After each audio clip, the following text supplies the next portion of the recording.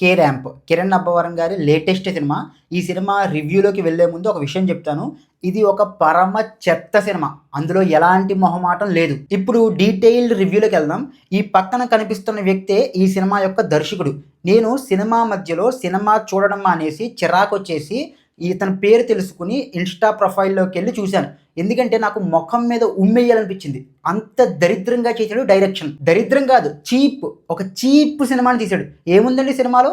Body షేమింగు, vulgarity, double meaning డైలాగులు, బూతులు, heroine చేత ఎక్స్‌పోజింగు ఇదే ఉంది సినిమాలో. ఫిల్మ్ డైరెక్షన్ అనేది ఒక గొప్ప క్రాఫ్ట్. ఒక విజన్ ఉండాలి. ఒక జెన్యూనిటీ ఉండాలి. మీకు సినిమా పట్ల, దర్శకత్వం పట్ల ఒక పిచ్చి తపన ఉండాలి. అంతేగాని మీలాంటి వాళ్ళు దర్శకులకే ఒక కళంకం. సినిమాలో అసలు ఒరిజినాలిటీ అన్నదే లేదండి. ఎప్పుడో మనం 2, 3 ఏళ్ల క్రితం సోషల్ మీడియాలో చూసిన జోక్స్ లైక్ డానియల్, ధనియాలు లేకపోతే ఎగ్జామ్ సెంటర్‌లో ఇన్విజిలేటర్ పక్కన కూర్చుంటే మార్జిన్స్ కొట్టడం ఇలాంటి ఎప్పుడో వచ్చేసిన కామెడీ సీన్స్, మేమ్స్‌నే కాపీ కొట్టి సినిమాలో పెట్టేశారు. హీరోయిన్‌ని కేవలం ఎక్స్‌పోజింగ్ కోసం మాత్రమే తీసుకున్నాడండి దర్శకుడు.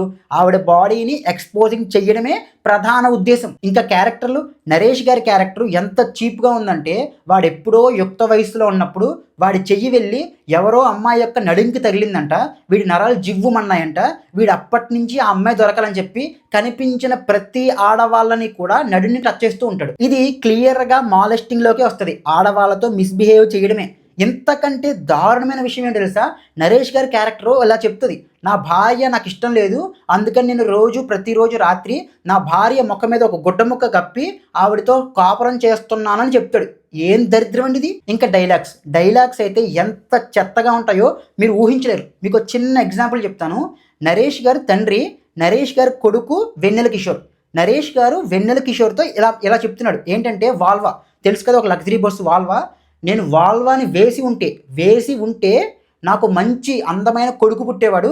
కానీ నేను ఒక ఎర్ర బస్సుని వేశాను. అందుకే నీలాంటి చిరాకైన కొడుకు పుట్టాడు అంటాడు. నాకు అసహ్యం వేస్తుందండి. డైరెక్టర్ది ఎంత చిల్లర మెంటాలిటీ కాకపోతే, ఎంత చీప్ మెంటాలిటీ కాకపోతే ఇంత గలీజ్ చిల్లర క్యారెక్టర్లతో, ఇంత దరిద్రమైన డైలాగులతో హీరోయిన్ అంటే కేవలం ఎక్స్‌పోజింగ్ కోసమే అన్నట్టు సినిమా తీస్తాడు. నేను ఫస్ట్ హాఫ్‌కే చచ్చిపోయానండి. సెకండ్ హాఫ్ నా 7 చూస్తది సినిమా.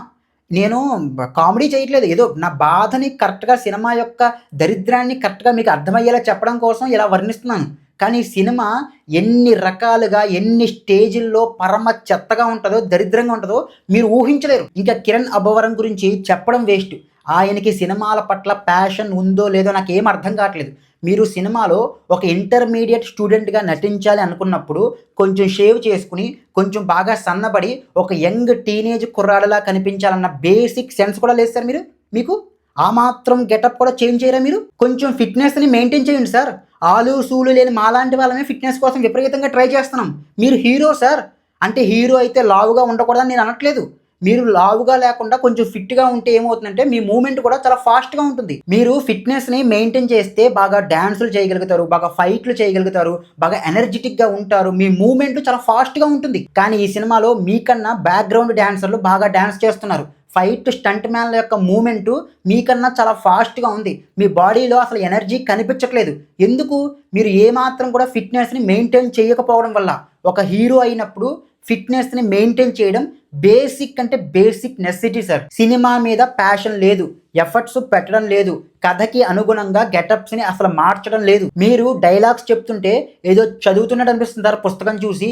ఇంకా యాక్టింగ్ అయితే ఏం చెప్తాను సార్ మీ యాక్టింగ్ గురించి? అసలు నాకు అర్థం కాక అడుగుతాను సార్. మీకు కించెత్తైనా సరే రిగ్రెట్ ఫీలింగ్ అనేది ఏమీ లేదా సార్? నేను హీరోనయ్యాను.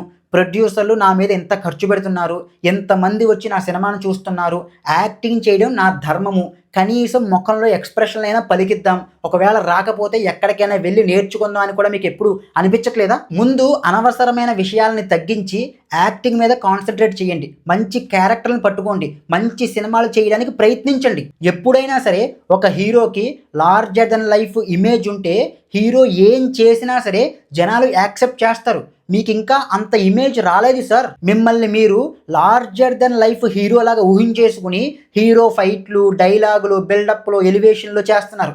బాలేదు సార్. నమ్మే విధంగా లేవు ఏమాత్రం. ప్యాషన్ లేదు, ఎఫర్ట్స్ పెట్టరు, బేసిక్ ఫిట్నెస్ని కూడా మెయింటైన్ చేయరు.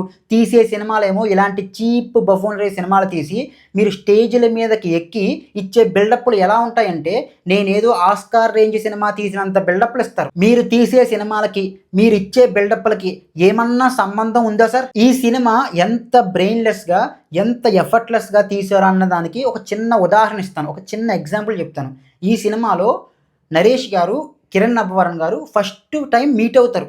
నరేష్ గారు మామ, కిరణ్ అబ్బవరం గారు అల్లుడు. మామ అంటూ కిరణ్ అబ్బవరం గారు వెళ్ళాలి, అల్లుడా అంటూ నరేష్ గారు వెళ్ళి ఇద్దరు కౌగులించుకోవాలి ఒక రూమ్లో. వాళ్ళిద్దరు కూడా ఇలా స్టాచ్యూ ఇలాగా ఆ కౌగులించుకునే ఆ పొజిషన్లో అలా నుంచుని ఉంటారు. అసలు ఏం జరుగుతుందంటే యాక్టర్స్కి ఆ పొజిషన్లో అలా నుంచుని ఉంటారు.